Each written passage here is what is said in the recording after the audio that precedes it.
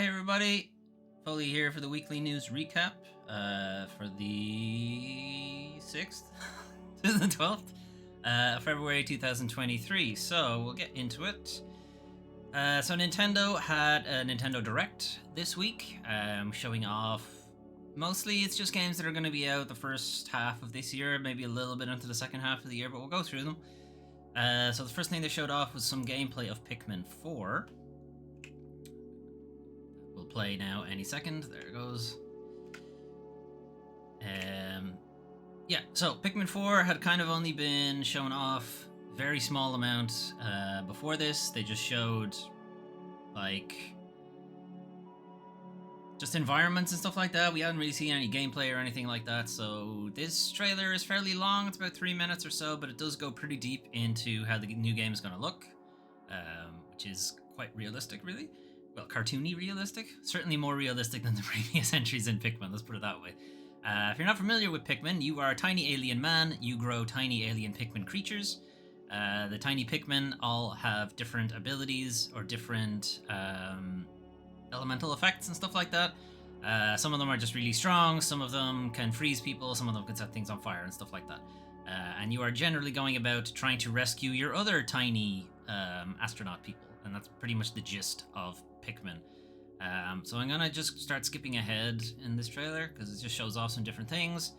They can pull things, you can see, strong, or they can climb. Eventually you find ice Pikmin who can set that fire-breathing guy on freeze him, like that, and so on. And now there's Dog Pikmin, I guess? Dogman? Dunno. He's quite large. He's bigger than Captain Pikmin guy. I forget his name. But yeah, there's a dog, and the dog does dog things. Sort of. Anyway, I don't know how much the dog is going to change gameplay, because most of the time you're super reliant on your tiny Pikmin guys, whereas the dog seems like he can kind of just barrel through people. So, I don't know, the dog might be like easy mode? Or not easy mode, but like assist mode or something like that. Anyway, although you are fighting something quite large there, so maybe I'm full of shit, I don't know. I was never really into the Pikmin series, but I know it has a lot of followers, people who are super into Pikmin and haven't had a new one since the Wii, I think. So happy for them, but I don't particularly care. So anyway, that's the wrong direction. Back to Nintendo Direct. After that, we had Xenoblade Chronicles 3 had an expansion pass update. There's a new character, and there is some story content coming in Volume 4, which will be at some stage later this year. Samo de Amigo has been resurrected from the dead, it seems. It's coming to Nintendo Switch later in the summer. It will use Joy-Con controls to simulate the maracas and that kind of thing. I'm gonna scoot over so I'm more in the camera. Pikmin is gonna be out 21st of July 2023. And in Fashion Dreamer, I do not get the concept of the game at all. It's you dress your character and then show them off to other people who have dressed their character, and that seems to be it. I don't know how much gameplay there is exactly. It's entirely possible it is just straight up not for me. It's for people who like dressing up their avatars. That's fine, but I don't know, I didn't get it. Dead Cells Return to Castlevania has a trailer again that's actually showing off gameplay. The previous trailer for Dead Cells Return to Castlevania was more cartoon animation rather than the actual gameplay, so now we're actually seeing some gameplay of the different areas. So we have the Castlevania castle, some of the Castlevania monsters, the Castlevania characters, and so on. Alucard is in there somewhere, the Belmonts. There's Alucard. It's not clear if they're boss enemies or if they're like gonna help you, but you do have all the different Castlevania weapons as well. And you have to fight Death and Dracula, seems to be the two main bosses for the DLC. I started a series on this channel called Foley Gets Good, and we started with Dead Cells mostly because of the first trailer for this, because I really wanted to play the Castlevania DLC, but I was not good at Dead Cells. I'm still not really good at it, but I'm gonna have to continue that series pretty fast now, because Dead Cells Return to Castlevania is out 6th of March, which is pretty soon.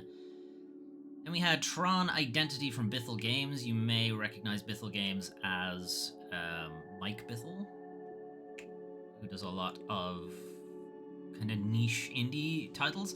So it looks like Tron Identity is going to be a visual novel type deal, with some, I don't know, detective gameplay or something like that. Again, not entirely sure gameplay wise what it'll be. It does look very strong in the visual novel sense.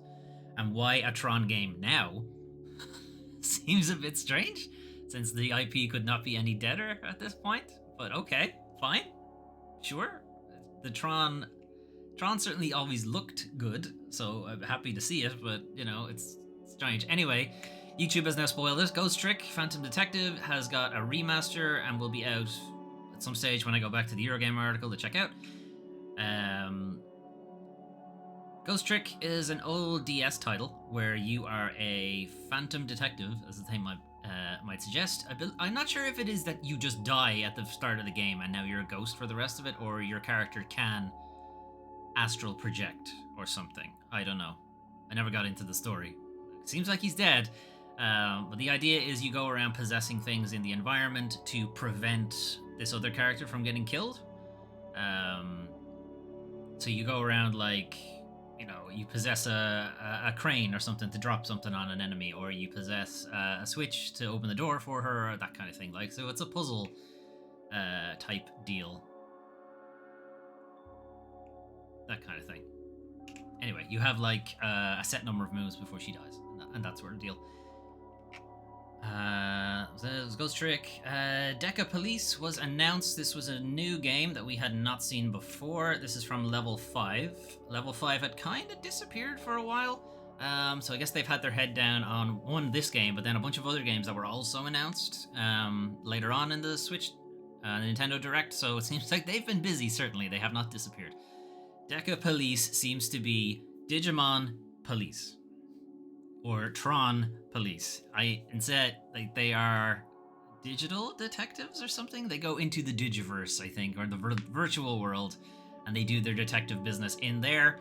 I think the crux of the story is the whatever system they use to do this is hacked, and then some shenanigans are happening. They're getting attacked by various things and so on. Again, gameplay, we're not entirely sure. It does seem like it's going to be a turn-based JRPG, which is fine by me, because Level 5 makes some really, really good ones. So we'll see more of that, I guess, as time goes on. We don't know yet. I don't think we know what the release date is yet. I don't think they gave one. Yeah, they didn't give one. This year at some point, but we don't know when.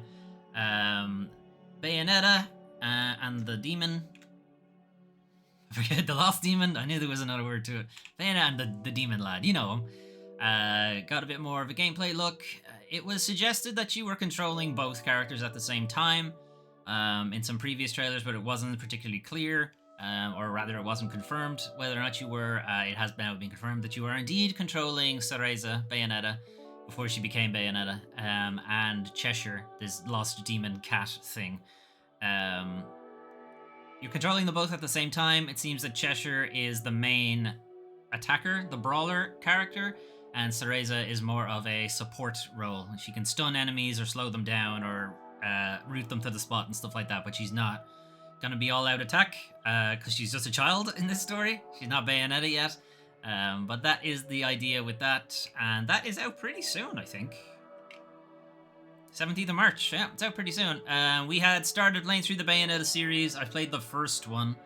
I have not played 2 and 3 yet, so I am going to play those first before I get around to this, but it'll be interesting. Splatoon 3 is getting an expansion pass as paid DLC. The first one adds a new community hub, I think, which doesn't look super interesting, but again, I'm not into Splatoon, so maybe I'm wrong about that, but it doesn't look a whole lot interesting to me. And then the second part of the expansion pass seems to, again, adding another community hub, but then there's something off about it. I made the exact same joke as everybody else on the internet, where I said it looked a lot like Nier Automata, but I don't think that's what they're going for. But anyway, Disney Illusion Island, which is a 4-player platformy type thing, is going to be out on the 28th of July. Fire Emblem Engage is getting more characters in the expansion pass. Harmony: The Fall of Reverie is the next game from Don't Nod, who are the people behind Life is Strange, Remember Me, Vampire that we have played on the channel previously and that kind of thing. Harmony Fall of Reverie seems to be much closer to Life is Strange than any of the other games. The idea, I think, here is you are some kind of oracle for the gods. The gods are somewhat intricately connected to this world that we are living in, and things seem to be out of balance, and you have to, I think, kind of like, I think try to perform some things that the gods want you to do, but I think at some point you need to, like, just become the oracle for one god and just take the city down that direction. So you have these, like, branching paths and things that can happen or what have you. Your character can see the future, so it's whether you want that future to come true or not. But I do think eventually you need to hang out with one of the gods, whichever one it is you decide to go with. Oops. Oh, whatever, it's fine. I can still see the screen. But yeah, that's Harmony Fall of Reverie. June, some point. Not sure when. Octopath Traveler out very, very soon. Has a demo, a new one, if you want to check it out. It's out there on the Switch right now. We Love Katamari Reroll plus Royal Reverie is a remaster of the second We Love Katamari game. I think. It's out in 2nd of June. Sabotage Studios, or Sea of Stars. So, Sea of Stars, this is the wrong direction. Ignore that, you didn't see it. No, ignore that too, you didn't see it. Ah! This way. Too many buttons. I'm pressing too many buttons at once. Sea of Stars. Again, seems like it's been coming out for a really long time. It is a very old school JRPG that is a lot like the Chrono Cross. I was trying to remember which fucking Chrono Cross, or which cross it was. There he is. Anyway, they're even getting the guest composer from Chrono Cross. So it's like battles take place on the same field kind of thing. You didn't have to be loaded into a battle arena like you did have to be in a lot of JRPGs at the time. Battles just take place on the field, which was interesting because your characters would be arranged in different orientations and stuff like that, which is what made it interesting. You can see like characters and monsters are all mixed together. That was what made the tactical end of things sort of strange. Anyway, Sea of Stars is like a throwback to those kind of games. It's from the people who make The Messenger to Sabotage Studios. The Messenger was an excellent throwback to Shinobi titles. It was really, really good. So I would imagine this will also be really, really good. There is a demo currently out on the Switch right now. I have not had a chance to play it, though, at time of broadcast. So I am very interested in doing so. Okay, use the correct keyboard shortcuts this time. Omega Strikers is some free-to-play air hockey thing. Don't care. Even though the character looks interesting, but still don't care. Etrian Odyssey Origins Collection is a collection of the first 3 Etrian Odyssey games that have been remastered. It's coming out on the 1st of June. Advance Wars 1+2 Reboot Camp is a remaster of the first 2 Advance Wars, coming out on 21st of April.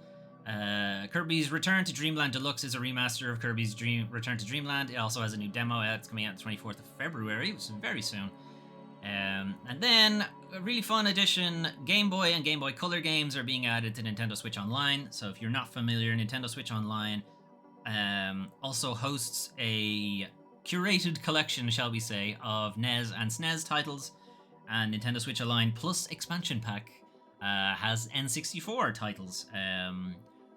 But now, Nintendo Switch Online will have Game Boy and Game Boy Color games, and Nintendo Switch Online Plus Expansion Pack will have Game Boy Advance titles.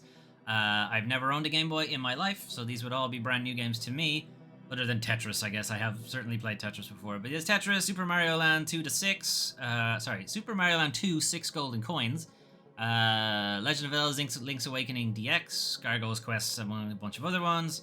And the Game Boy Advance is getting Mario Kart, Legend of Zelda Minish Cap, and a bunch of other games. Again, a lot of them I have never played, so it'll be interesting to me.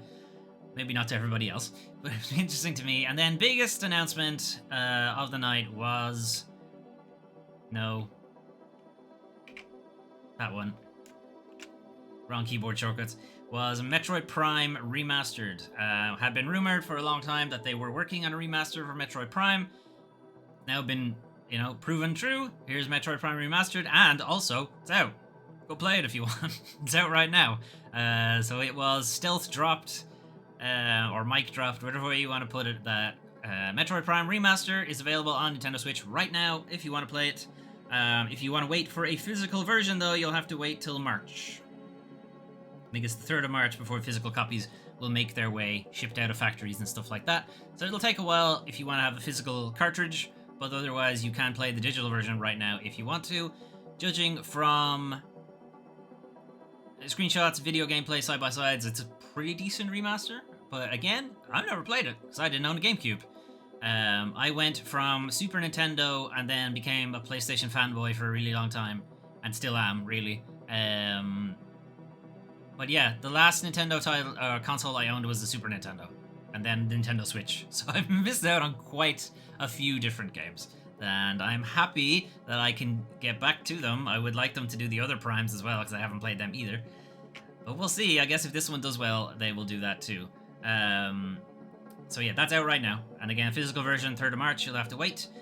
We got another trailer for Master Detective Archives Rain Code, which is the next title from the people behind Danganronpa, Spike Chunsoft. So Master Detective Rain Code is a kind of detective investigation game, like Danganronpa. Even though Danganronpa, well, you weren't necessarily a detective, you were a potential murder victim trying to avoid getting murdered.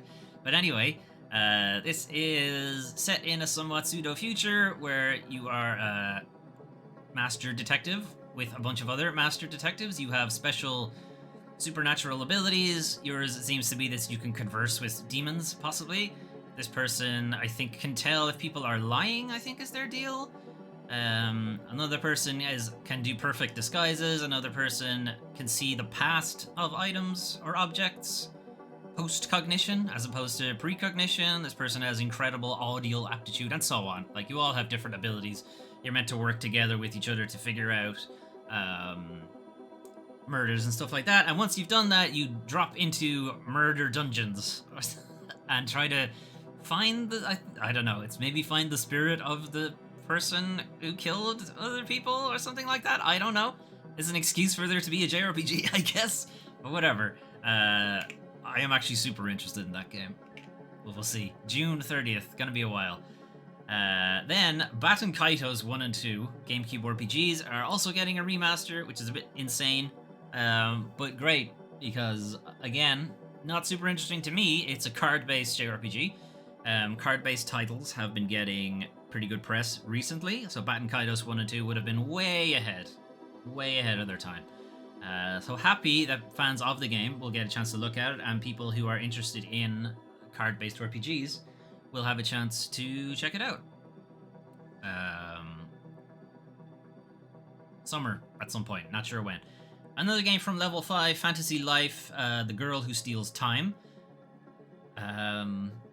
Is, I think, like a life sim type, Animal Crossing type deal, or various day life idea, except there's time travel in it. I think you have like 1,000 years to fix the city or something like that, or fix the island or something like that. I don't know. Again, more Level 5, another Professor Layton, or a new Professor Layton. It has been quite a while, I think, since the last Professor Layton title. Professor Layton and the New World of Steam is what this one's being called. It's just a teaser trailer, as you can see from the Eurogamer article. Maybe you can't, it's probably very small text. 23 seconds, so I'm not going to bother playing it. It is very short. It's just Professor Layton in a New World of Steam. That's it. Way forward, the Mario Kart 8 Deluxe Booster Pack, yada yada yada, more courses, actually a brand new course, Yoshi's Island, and also Birdo has been added to the roster. You can now drive around as Birdo if you really, really want to. And then, yes, of course, probably the biggest news, you didn't see that. Probably the biggest news of the night is, of course, Tears of the Kingdom. Tears of the Kingdom trailer. So showing off a bit more of the Breath of the Wild sequel, Tears of the Kingdom. We are playing through Breath of the Wild on the channel right now in preparation for this game. So they're showing off some more things. You've got whatever these mysterious lights are. Not sure what they are. There is also a voiceover playing right now. I have the trailer muted, of course, but there is a voiceover at the moment which is attributed to Ganon. We don't know if it is Ganon or not. We can see bokoblins mining. There's a dragon sitting on Hyrule Bridge. Hateno Village seems to be a bit fucked. New items. That's a new shield, I think. You have the Blood Moon that normally just resets enemies and is actually It's actually a garbage collection thing in the background for the game's code, but whatever. Hyrule Castle appears to be being lifted out of the ground. Bokoblins are getting overpowered. Epona is showing up, which is pretty cool. Link gets a new kink, it seems. It's also somewhat debatable if this is Link or not. Like, I have said previously, and it's starting to seem less and less likely now, but I have said previously that I think we're playing as two characters, and one of the characters is Ganon. Is what I was thinking. That seems less likely now, but that is what I was going for. What seems more likely now is that one of these characters might be Zelda instead. So this Link that is running around right now mightn't actually be Link. Mostly because Link is a bit fucked at the moment. There is a bit of a voiceover here again, which is probably Zelda saying, like, I don't think Link can do this by himself. You need to give him your power, or you need to help him, or he needs your help, or something like that. Or possibly she needs Link's power or something. Again, not entirely sure what we're going with there. I only saw the trailer once in its entirety. But you can see here, Link gets a bit fucked. Zelda seems to get thrown off here, which is why I'm thinking it might be Zelda because she's wearing similar clothing. And then I think there's a shot of Link in a toga at the end. I must have skipped it.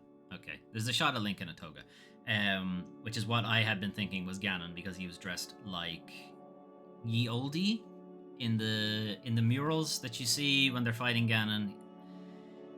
So we're playing through the game at the moment, and there's a lot of this flashback to this mural of what is supposed to be the ancestors of Link and Zelda fighting Ganon 10,000 years ago, or whatever.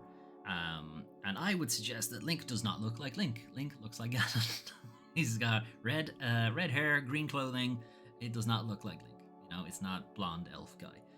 So I had the idea that there's some time travel shenanigans, that the person who defeats Ganon becomes Ganon in their place, which is what I might have thought that Ye Olde Link possibly is the actual character you're playing as now, instead of the Link we played as in Breath of the Wild. I don't know. It's seeming less likely, but I guess we'll see. Are they going to pull Metal Gear Solid 2 on us, and you'll only play as Link for a little bit, and then you'll play as Raiden for the rest of it? Who knows? Anyway, that is Tears of the Kingdom. So, that was all the news from the Nintendo Direct. But after the Nintendo Direct, or alongside the Nintendo Direct, there was a bunch of other updates. So, Darkest Dungeon, as part of Steam Next Fest, announced that it is going to be out of early access on the 8th of May. So, effectively, Darkest Dungeon 2 1.0, 8th of May. If you were looking to get it now or jump in on the early access train, it's actually not on Steam's early access. It's in Epic Games' early access. Can you guys hear me? Is the mic on? Because the mic is very far away from my face, I just realized. I know, I'm going to move a bit closer to myself. Yeah. Okay, it seemed like it was alright. Anyway. What was I saying? Darkest Dungeon 2 is in the Epic Games early access at the moment, but it is going to be on Steam in the 8th of May for 1.0, so if you're interested in that kind of thing. Darkest Dungeon 2 is actually quite a bit different from Darkest Dungeon 1. Darkest Dungeon 1, you kind of hung out in this hub space and you went off and did quests. Various attrition to your squad. Sometimes they die, sometimes they go to madness, sometimes they turn on you and kill your guys and so on. But you kind of had a hub world to come back to and sort of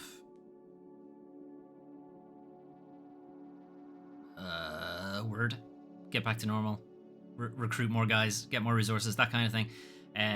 Darkest Dungeon 2, you don't have that. Darkest Dungeon 2, you are on a mad dash to get the fuck away from the mansion of Darkest Dungeon 1, because I guess they're going with the bad ending. From what I've seen, looks fun, but I guess we'll see once 1.0 is out. Epic Games for this week. So the free Epic game right now is Recipe for Disaster, which seems to be a restaurant management sim type thing. So think something like Theme Hospital, but it's a restaurant. It's kind of what you're going for. It doesn't take itself very seriously. As you might see, it's called Recipe for Disaster, so some bullshit will obviously happen in your restaurant, and you'll have to, fix it and work on the fly and that kind of thing. And the free one coming next week, or on Thursday, is War Pips.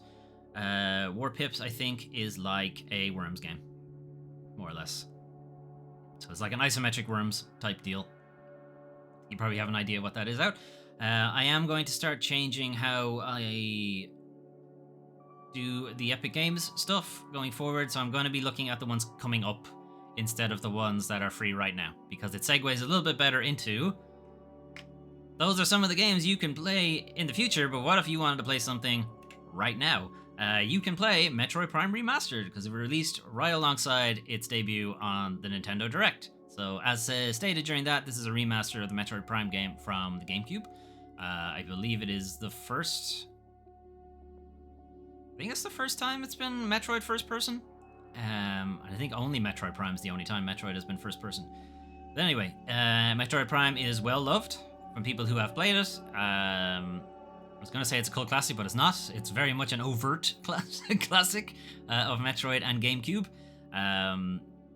It's very, very good. Apparently, I have never played it, so I'm looking forward to playing this one when I get around to it. But if you want to play it right now, you can. And that's it. That is the only game that came out this week. It's the only game worth talking about that came out this week. Moving on. It is now, unfortunately, time to talk about the worst parts of video games, the video game industry. So, we're back on perennial bad guy and perennial industry bullshit alumni Activision. UK regulator suggests removing Call of Duty from Microsoft's Activision and Blizzard acquisition. So this was the third kind of big regulator to address the Microsoft acquisition of ABK, Activision Blizzard King, and they are also the third regulator to say no to it, to say we have concerns that this would be bad for UK players, in their case, as the CMA is a UK-based regulator. So the UK's Competition and Markets Authority has published its provisional conclusion on Microsoft's proposed acquisition of Activision Blizzard King and proposed that Call of Duty be removed entirely from the deal as one possible compromise. The deal provisionally found the deal could reduce competition and result in higher prices, fewer choices, or less innovation for UK gamers. It means that regulators in both the United States, the European Union, and the UK have now published objections to the $69 billion deal. The CMA has suggested that a partial or complete divestiture of Activision Blizzard would help alleviate their concerns. So their possible remedies are, this is a big fuck off to Microsoft, but okay. Selling off part of the business that deals with Call of Duty, which effectively means selling off the Call of Duty IP. Selling off Activision from Activision Blizzard King, so it would just become Blizzard King at that point, or selling off Activision and Blizzard, and it would just be King at that point. So they're like, no, ABK is too big to be bought by Microsoft. Microsoft would end up becoming way too big at that point. Something needs to be broken up here.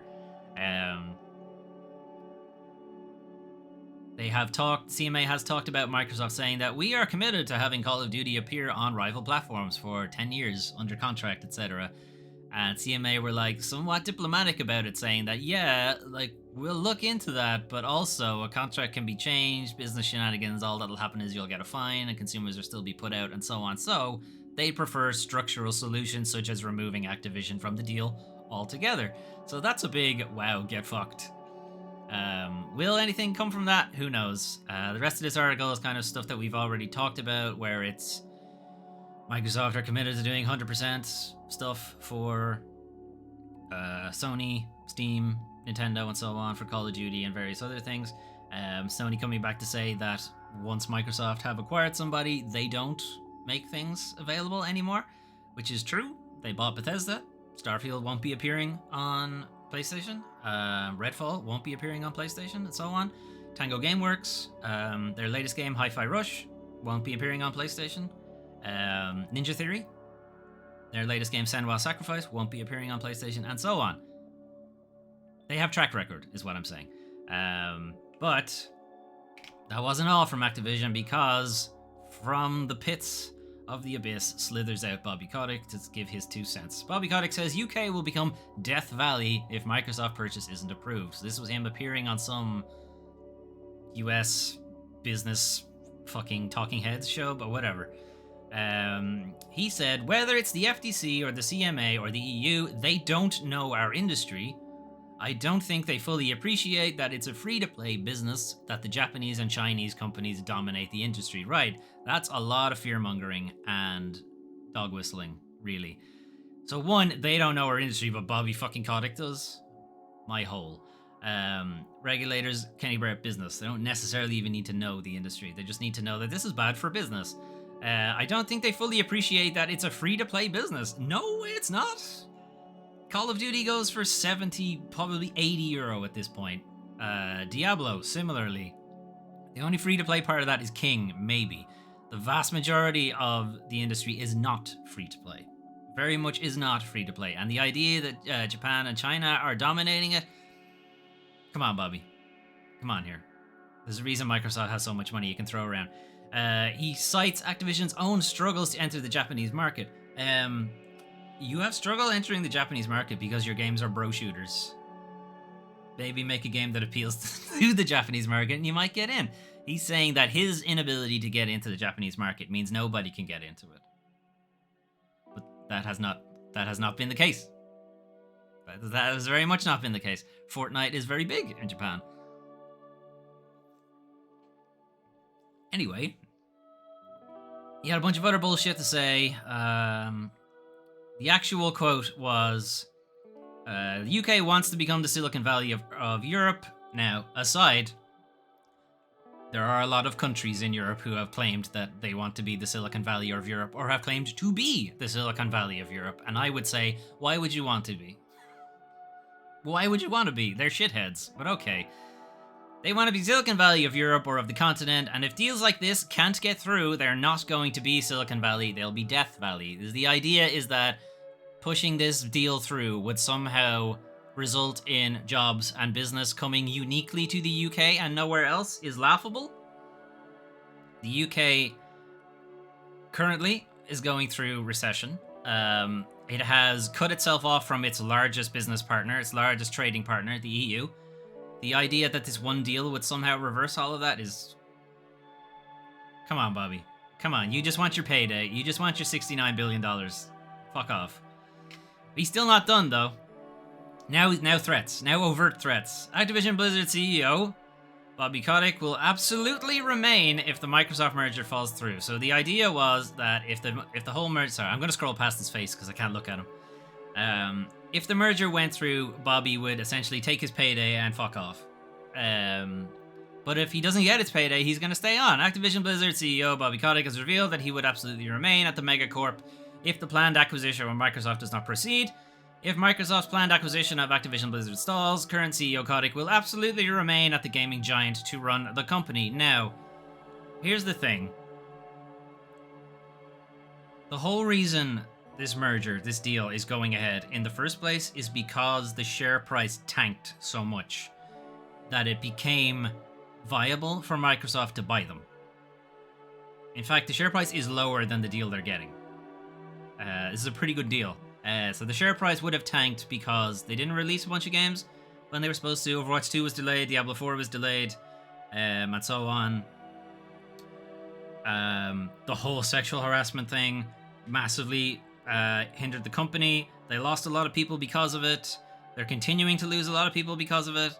The company is looking less and less viable under Bobby's tutelage, under Bobby's leadership. Why he thinks he would be allowed to stay on? In a properly functioning company, he would not. He would not be allowed to stay. But because the board of directors is filled with sycophants, the board of directors is filled with people for which Bobby serves as a board director in their company, right? They're just moving around. They're all just moving around different tables. So they're all not friends exactly, but they're all business associates or what have you. So yeah, he probably will stay in power if the deal doesn't go ahead. But like, he really shouldn't. Not just because he's a piece of shit, but also because he's actually costing you money by being in power. Anyway, he decided to throw some last barb about Sony. I think this is all Sony just trying to sabotage the transaction. The whole idea that we are not going to support a PlayStation or that Microsoft would not support the PlayStation, it is absurd. No, it isn't, Bobby. They have track record for doing so. You're just a shithead. Anyway, moving on before I get For all the bile comes rupturing out of my mouth. Nintendo is raising its employees' base salaries by 10% in Japan.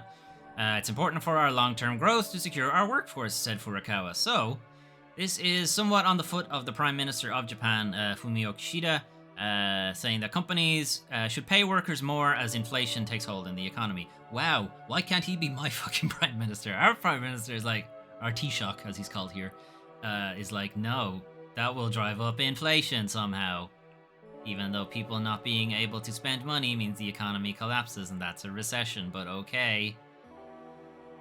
Anyway, so Nintendo boosting the pay of their workforce, even though the country itself is going through a bit of, one, big inflation spike, but Japan itself is going through a bit of a recession. Also,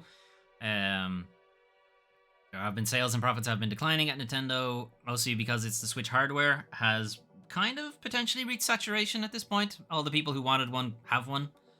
It's been out for like 7-ish, 8 years maybe at this point. It's possible it's reached as many people as it's going to at this point. The company does not plan to raise software or game console prices, which is a lie, because Tears of the Kingdom is €70. It would have been 60 if they hadn't raised their prices, but whatever, they have raised their prices. I think the idea is they're not raising their prices in response to inflation. It's that they're just raising their prices regardless. But whatever. Okay, and then last thing for industry bullshit. As more games disappear forever, John Carmack has some great advice about game preservation. So I have, a fair bit of respect for John Carmack, him being co-Doom developer. The stuff he tweets out around hardware and software practices and stuff like that is really interesting. I wouldn't necessarily agree with everything he says, but I agree with a vast majority of it. But anyway, he left Meta, previously Oculus, because when he was... can't remember now if he went to work with Oculus and then they were acquired, or if he went after they were acquired. I'm not sure. But the point is, he was deep in trying to get Oculus VR out to as many people as possible to really push that kind of hardware out to the greater user base. But he left because he felt that he just wasn't being listened to, and he was brought on more as a PR thing than anything else. But anyway, so this is all coming from a much larger article, and it's mostly surrounding Echo VR, which was a MetaQuest game. It was kind of a live service thing, and it was caught up in the great culling of live services that has happened over the last 2 months. But he was basically saying it's important for studios to keep old games alive, and that cost and manpower shouldn't be the only things they're thinking about when making those decisions. Even if there are only 10,000 active users, destroying that user value should be avoided if possible. Your company suffers more harm when you take away something dear to a user than you gain in benefit by providing something equally valuable to them or others, which is another way of saying trust takes, years to earn and an instant to destroy, or respect, and same idea.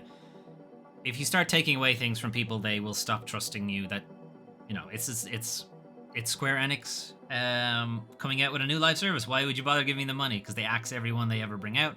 It's Google coming out with a new product. Why would I bother supporting it? You kill every product you bring out, and so on. Every game should make sure they still work at some level without central server support. Yes, please. Even when not looking at end-of-life concerns, being able to work when the internet is down is valuable. Yes, it is. If you can support some level of LAN play for a multiplayer game, the door is at least open for people to write proxies in the future. This is essentially user-run servers, which Minecraft does have as well. But excuse me. Every live service game doesn't have user-run servers because they all have a central server thing to check you're not cheating, effectively. But, if you want to cheat on your own server, fucking let them. Anyway, supporting user-run servers as an option can actually save on hosting costs and also opens up various community creative avenues. Be disciplined about your build processes and what you put in your source tree. So there is at least the possibility of making the project open source. So this is, not staying to software development best practices, not shoehorning in stuff that just duct tapes over problems and things like that. Think twice before adding dependencies that you can't redistribute, and consider testing with stubbed out versions of the things you do use. So this is going a little bit more into how the pudding is made in computer software. But adding dependencies that you can't redistribute is basically stuff that you either had to pay a license for, or it is custom hosted on one of your own developers' sites, servers, and stuff like that. It's not easy to distribute that around the internet, basically, is the issue there. And if a lot of your source or a lot of your software relies on it, or depends, is the word that is used in game software, that's bad. That's bad, because if that server goes down, you're kind of fucked. And if that server has to go down, that's the end of the game, effectively. So he's like, don't do that. Maybe don't do that. Stubbed out versions of the things you do use is more like what happens if things change. Or what happens if you don't have access to the full suite anymore and you only have access to a little bit of it. Will the game still work? And so on. Don't do things in your code that wouldn't be acceptable for the whole world to see. This is just things like... it's hard to explain without going into game software lingo. But it's like duct tape, I guess. Duct taping over something or balancing something on something else. And it's not going to fall as long as you don't touch it, and it'll be fine. It's that kind of thing, but in the game software realm of words. It's basically make sure your software is robust and won't fall over at the drop of a hat kind of thing. Most of the game development is a panicky rush to make things stop falling apart long enough to ship, so it can be hard to do. It can be hard to dedicated time, to fundamental software engineering.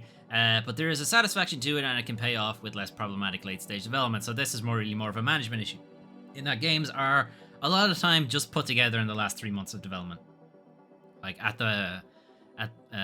before that, they would have been all completely different operating systems, and then they all have to come together at the end. And as you might imagine, this is like a bunch of painters all painting the same painting, and they're all just painting one square, and now they all have to put their squares together, and you think it's all going to line up, and it's not going to fucking line up, is the issue. You got 3 months to figure out, oh shit, why isn't this lining up? And that's why you get day one bugs and day one patches. But yeah, that's coming from a much larger article from Upload VR. I would encourage you to read it, even though some of it does go deep into software development kind of things, but it is reasonably layman written. Although I suppose I can't say that because I'm from software development, but whatever. It seems to me like it's mostly for the layman. Right. There is no silly stuff, no dumb stuff for today, so I'm gonna leave Metroid Prime to loop.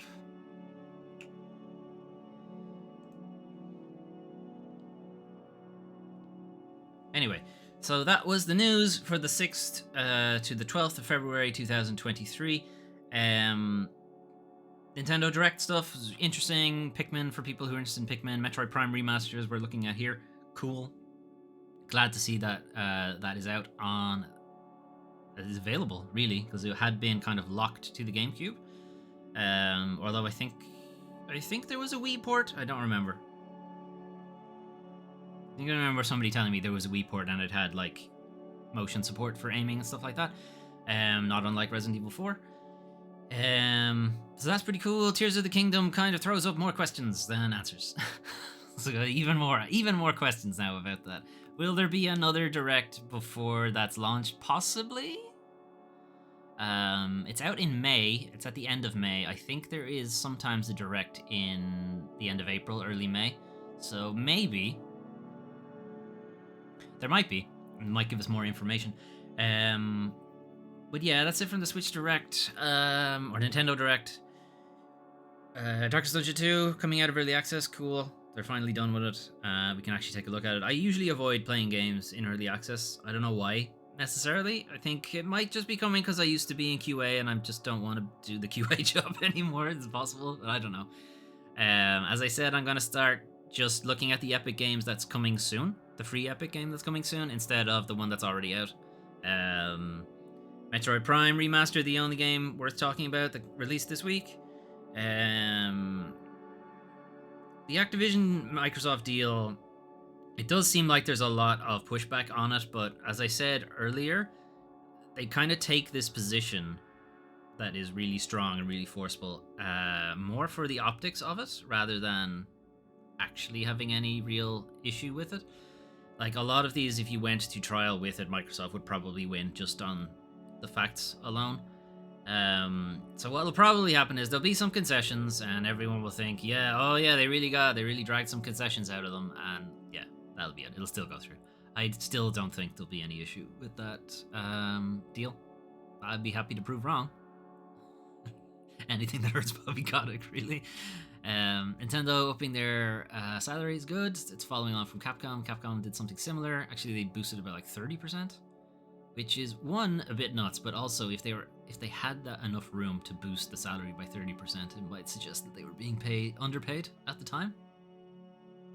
Possible, debatable. And then John Carmack's words on game preservation is just stuff I have been saying already. He just says it with a bit more technical knowledge about all these things. A bit more eloquence, because he had time to write it out, and I'm trying to do this live, and my brain doesn't work on Sundays. Should I change the day I do this on? I don't know. My brain doesn't work most days, to be fair. Anyway, that is it for the news, but what about what's happening on the channel? So, coming up on the channel next week... there it is. So, this is our roadmap, mosaic, shortlist, whatever, for the first half of 2023. It may end up just being the entirety of 2023, but I guess we'll see. Some of these games are taking a bit longer than I was expecting. Anyway, if you are not familiar with this thing, or have forgotten, or have not checked in a while, these are all of the games I have intended to show on the channel in some form to the end of June of this year, but it's a lot of those games.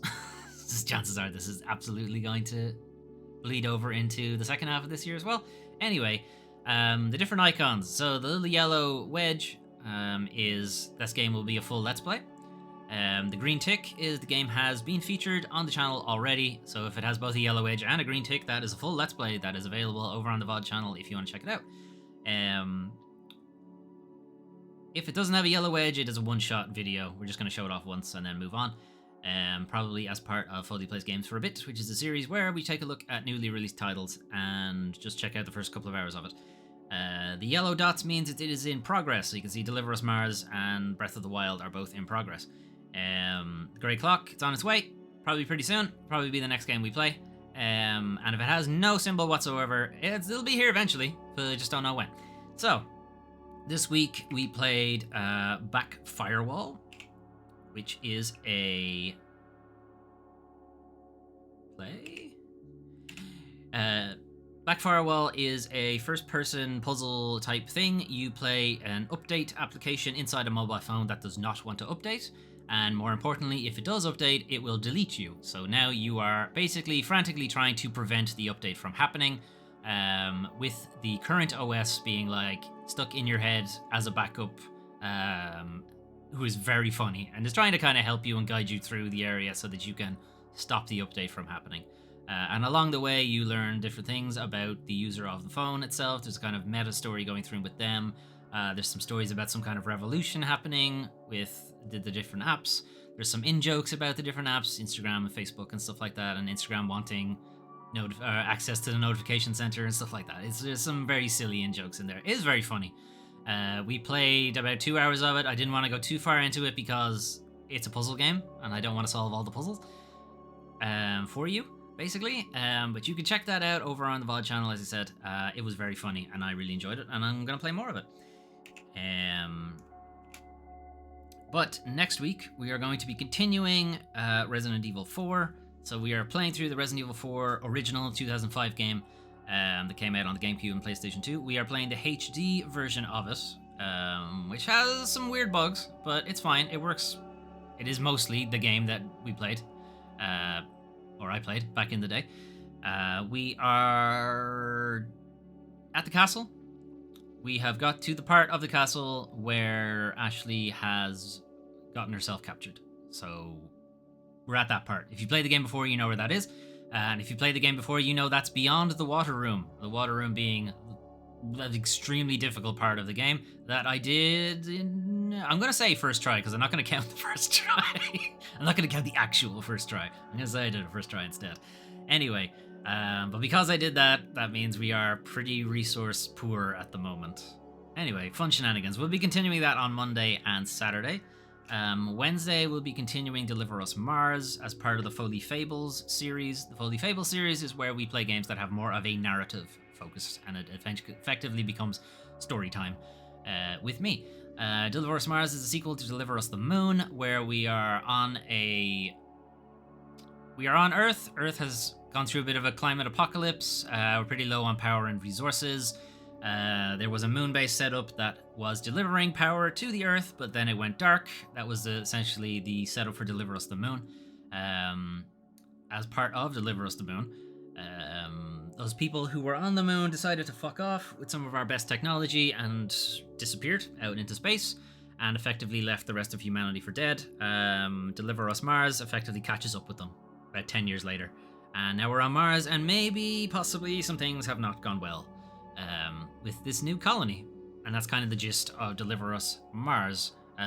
We are, having not played the game before, I'm not entirely sure how far we are in the game. It feels like we're about halfway. Maybe a bit more. Thursday, as I said, we're going to be continuing Breath of the Wild. So this week we completed the Death Mountain Divine Beast. So it's the iguana looking one that crawls around the volcano. We have completed that. So we have kind of done the right-hand side of the map at this point. And we're working our way around to the Bird Divine Beast and then the Gerudo Divine Beast. Eventually, will I be done in time for Tears of the Kingdom? Maybe? I might have the main story done just in time. Because I am getting sidetracked a lot, because there's still some other things. It's not just the 2 Divine Beasts left. Still have to find the Master Sword. Still have to find a bunch of Zelda's memories and stuff like that. So, yeah. We'll get there. We'll get there eventually. Hopefully. Fingers crossed. Friday, as part of Foley Plays Games for a Bit, which is a series where we play newly released titles and we play the first 2 to 3 hours of it to get a sense of the game. This is Wanted Dead. It is very much a PlayStation 3, Xbox 360 title, and it is a arena brawler type deal that does not take itself very seriously at all. It is a very silly game, and I'm really looking forward to playing it. Early gameplay I saw of it looked very rough, and honestly I don't think it's gotten any better, but I am all here for the middle ground of games that have a decent production value, not amazing, don't take themselves very seriously, and are not giant open world games, which is where the industry seems to be going with their bigger titles. Go back to the smaller games, because they're fun. They're tight, they can be well scripted, they can be interesting to play. So I want to play this, and we'll see how that goes on Friday. But that is the plan for the rest of the week. So Monday and Saturday, Resident Evil 4. Drop that into the chat. Monday and Saturday, Resident Evil 4. Wednesday, Deliver Us Mars. Thursday, The Legend of Zelda Breath of the Wild. And Friday, Wanted Dead. And then we'll be back around on Sunday to the weekly news recap. So I had said during Resident Evil 4 yesterday that I was going to play a bit of Forspoken later on today, so that is still the plan. We might do it pretty soon, so keep an eye on your notifications, or just hang out here for a bit and we'll do it then. But if you want to catch up on any of the games that appeared in that little mosaic, you can find them all over on the YouTube channel, which is our VOD archive, youtube.com/Doomtrain5. That is where I host all of our previous videos, as well as a bunch of other videos that I did before I started live streaming. So there are easily 1,000 videos there at this point, probably more. I have not checked in a while.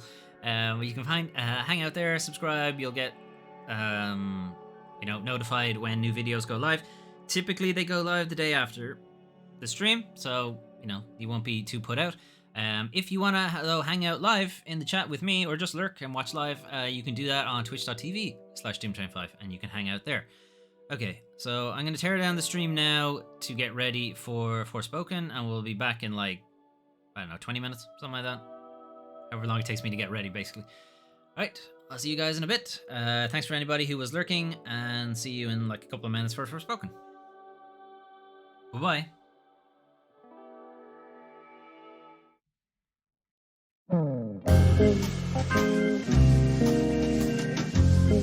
Thank you.